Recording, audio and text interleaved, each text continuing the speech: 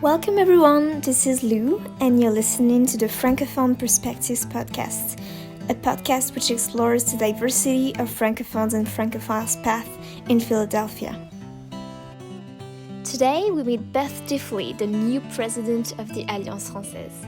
Beth talks about her long-lasting relationship with the French language, her 2-year work experience in Paris, and tells us what led her to become involved with the Alliance Française. Have a good listening.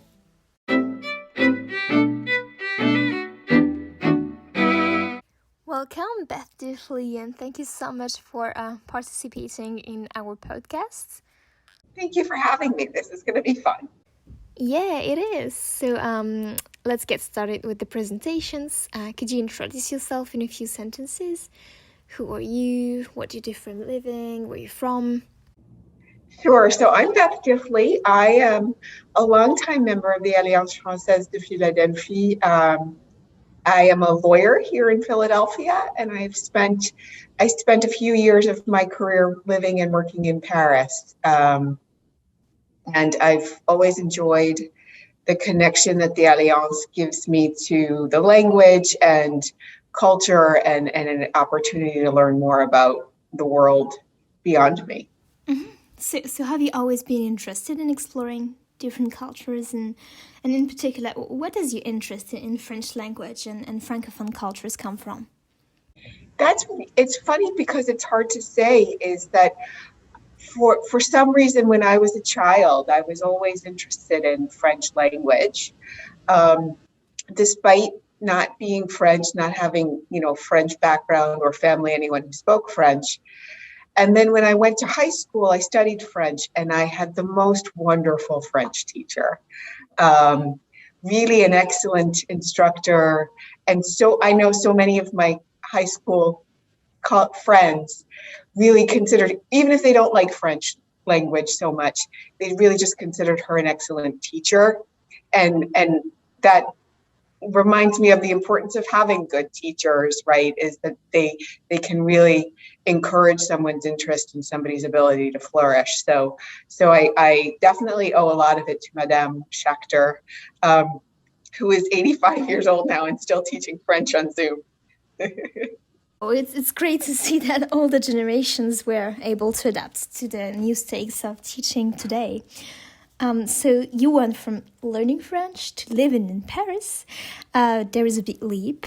So did you move to Paris by chance, or did you actually wanted to expatriate in Paris? Like, how did it happen?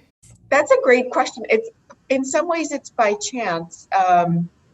Certainly the opportunity arose because I spoke French well enough that it made some sense. But I did have some family members who over the years had the opportunity to spend a few years working in a different country. So I knew it was an option. And I had the opportunity, received a call from a recruiter, a headhunter, about job opportunities in London. And I said, well, that sounds interesting, but I just decided to be bold and asked if she had anything in Paris. Yeah. And she looked for it and she called me back, and they were looking for an American lawyer who did exactly what I do and spoke enough French to get by living in Paris. And it was a lucky opportunity, but had the right skills and mindset to take advantage of it. Okay, that's cool. So yeah, learning new languages always broaden your horizons and offer you new perspectives, and that's kind of the topic of the podcast, actually. So how was it to be an American in France? Did you like your experience there? Yeah, I absolutely did. If you can ever get the opportunity to go live and work in another country as an expat with a good job, and a good support system, that's really perfect, or at least for me, that it was really perfect, is that I was working with top-notch clients and top-notch colleagues and getting to live in a different city, and just see so many more perspectives. I worked with clients from all different countries. That's just such an interesting perspective to understand different cultures, to have to adapt to different cultures. But also, to do it in this amazing setting, the city of Paris, where I saw the Eiffel Tower every day as I left the office, and, saw the world open up to me. It was challenging, hard work. Paris is not actually an easy city to live in. It's, it's wonderful, but it's a lot easier to be a tourist there than like any big city to live there. But it was just, I'm glad I did it. I would love to have the opportunity in the future to spend extended periods of time in France. Yeah, I guess. So apart from enjoying your experience, did you have any cultural shock when you first came there? Like, you talked about adaptations to cultures, so I'm curious because there are probably many differences when you travel from one country to another. Yeah, I think that's a good point. I mean, one I would say is that there's a lot of differences and a lot of similarities. I joked when I first moved there, I spoke enough French to get by and to speak to shopkeepers, to speak to landlords, all that stuff. So that was very helpful. But I joked to others that if I had arrived not really speaking any French, I quickly would have learned the word impossible. No, c'est impossible. Because it seemed like to me, the customer service mindset is different. And I think that's a myth that, the French aren't as customer service oriented. And I think the reality is that it's just different. That as a customer, I have to come in and say hello before I just ask a question. And once you learn the rules, you get wonderful service. But also to know that a lot of times when you ask for something or you suggest something that is different or new, the first reaction is, no, that's not possible. That's not done. Yeah. But if you help them reach a conclusion that it can be done, even though it's new or different, you get there. It's just a different path to get there. So I was glad to learn that.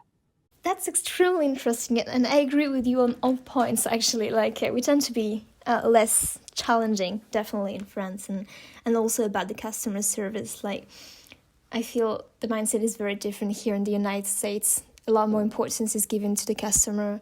The customer is king, as we say in France, so, yeah.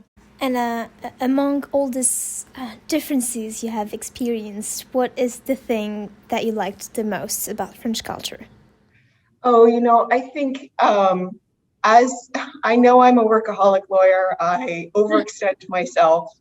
And I did that there. I mean, it's probably, I think many Americans might think, oh, French people don't work as much. They take these long vacations. And I think French people work very hard and they have demanding jobs and demanding lives.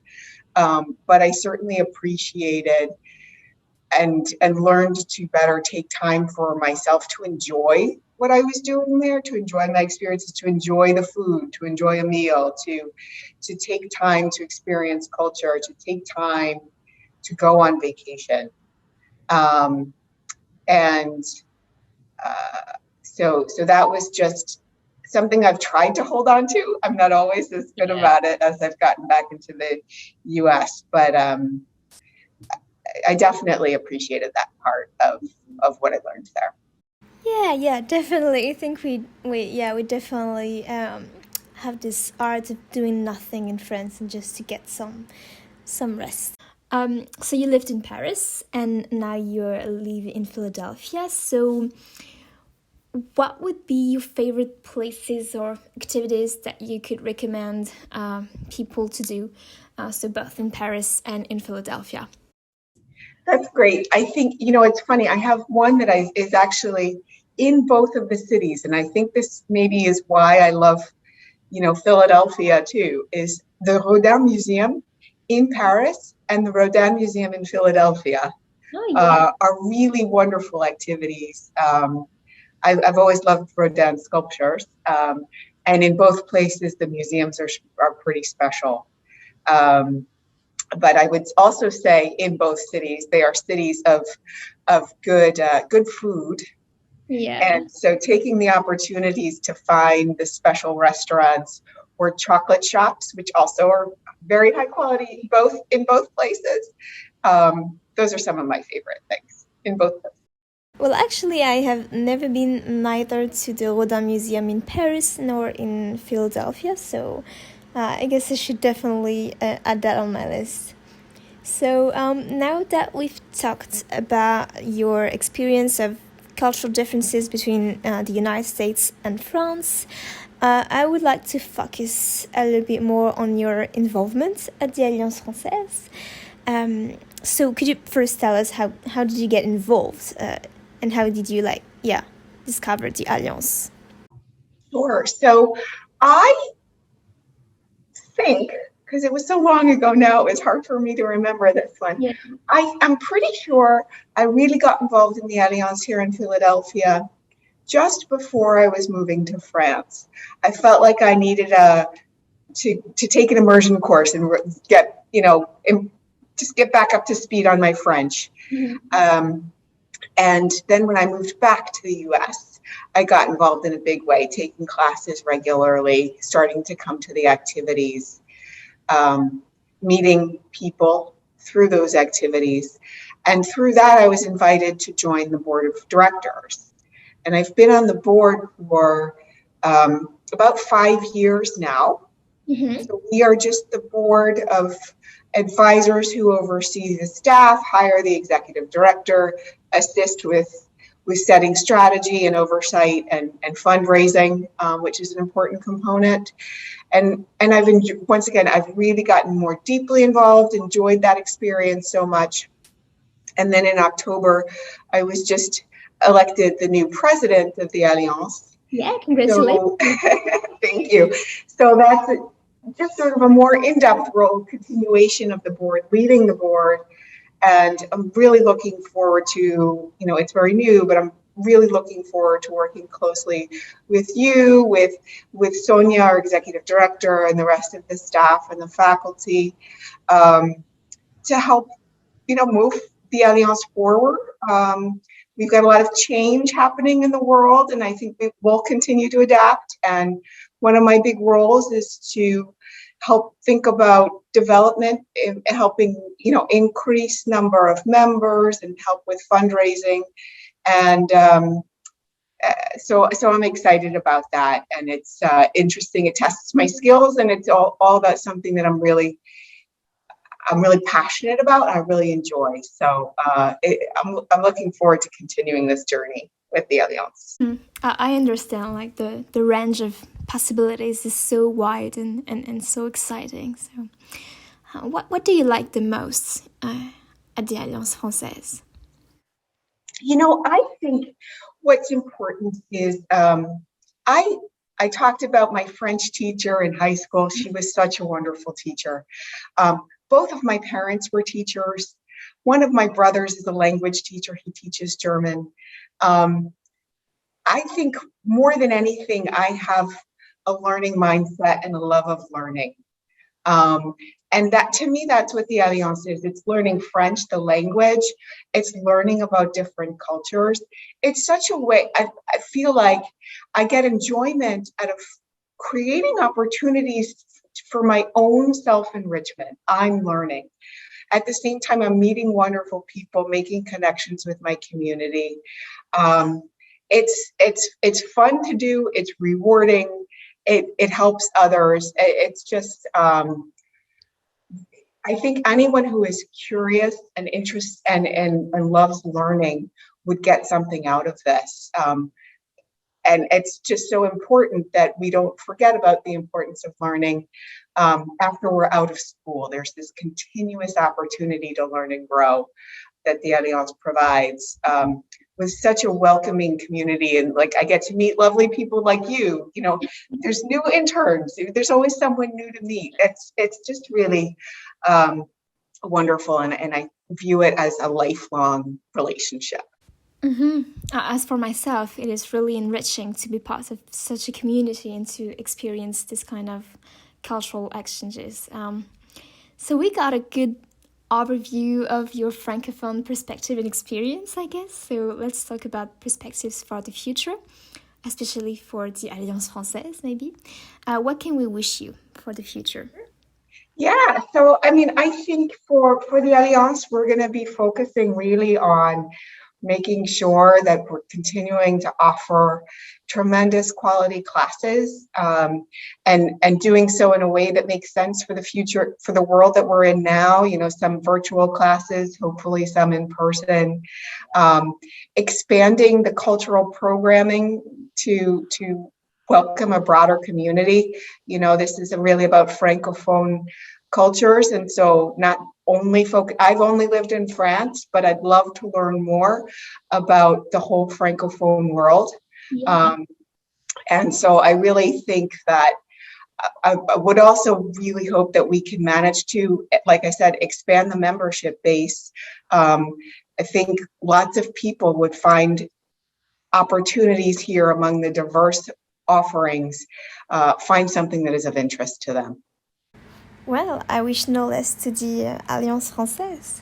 So, thank you so much, Beth, for having answered all my questions. I really enjoyed talking with you, and I'm sure our community will enjoy hearing this as well.